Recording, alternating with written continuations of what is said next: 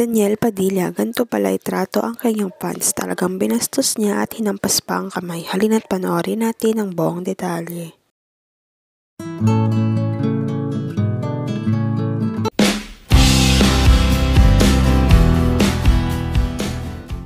Magugulat kayo dito kung paano itrato ni Daniel Padilla ang fans niya. The way niya hawakan sa ulo at yung mukha niya ay halatang naiinis at iritable sa fans.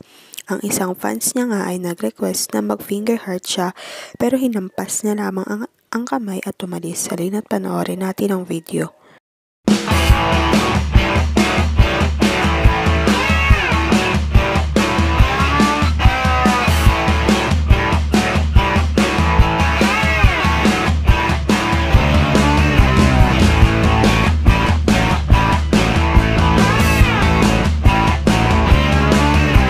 Tagal nang kuha ang video pero halatang awkward na ang fans dahil sa trato ni Daniel Padilla sa kanila.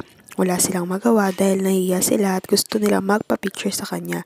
Agad rin namang umalis si Daniel pagkatapos niyang hampasin ang kamay ng fans.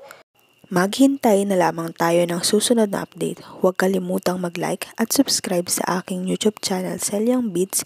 Baka kayo ang isa sa manalo ng 500 pesos sa December 25. Maraming salamat po.